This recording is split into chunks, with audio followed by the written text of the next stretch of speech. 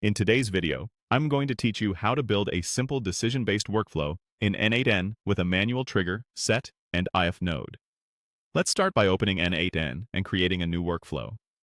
Click Create Workflow to get a blank canvas. In n8n, everything happens through nodes that you connect together.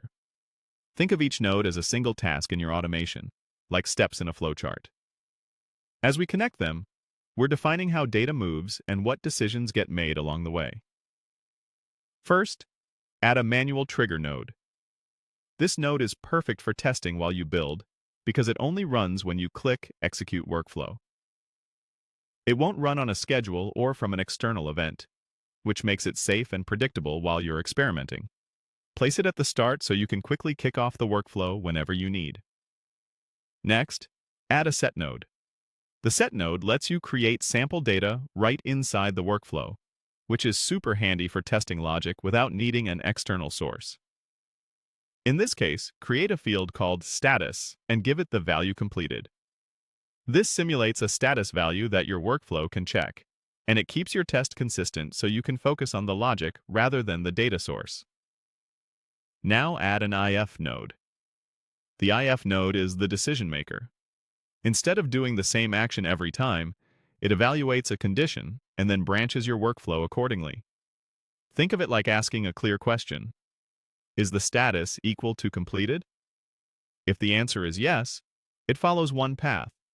If the answer is no, it follows a different path. Let's configure that condition. Inside the if node, select the status field you created in the set node.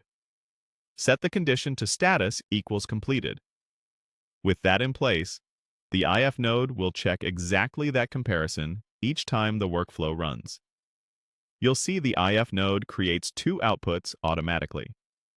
The true output runs when the condition is met, and the false output runs when it's not.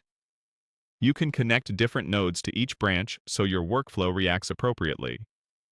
For example, the true branch might send a success notification, while the false branch could send an error message. This is how you build workflows that adapt to real data. Now it's time to test. Click Execute Workflow. If status is completed, the flow will move through the true path. If it's anything else, it'll follow the false path. With this setup, you've built a simple, reliable way for your workflow to make smart decisions automatically.